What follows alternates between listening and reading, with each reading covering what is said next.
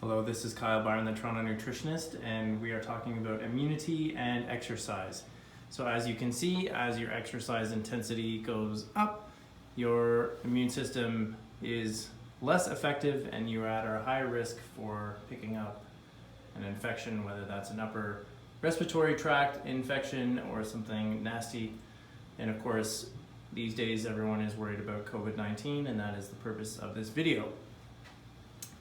You're in the middle of intensity with low intensity exercise like brisk walking, and moderate exercise like lifting weights lightly or lifting weights moderately.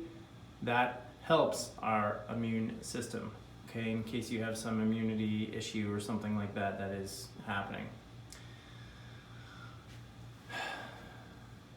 Furthermore, gyms are typically places where there are a lot of DNA flying around, there's sweat, and there's a lot of heavy breathing, and maybe some snot and spit even flying around, etc. And so therefore, fluids can be exchanged, diseases and infections can be exchanged, and so gyms are not necessarily the cleanest and safest places right now.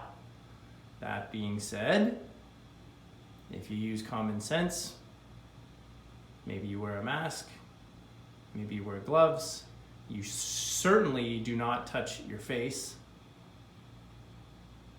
You wash your hands when you're on the way out, and you go home and you burn all your clothes.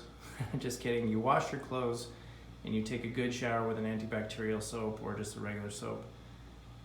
That, I can't say if it's a high risk or a low risk thing, but we are playing with odds here.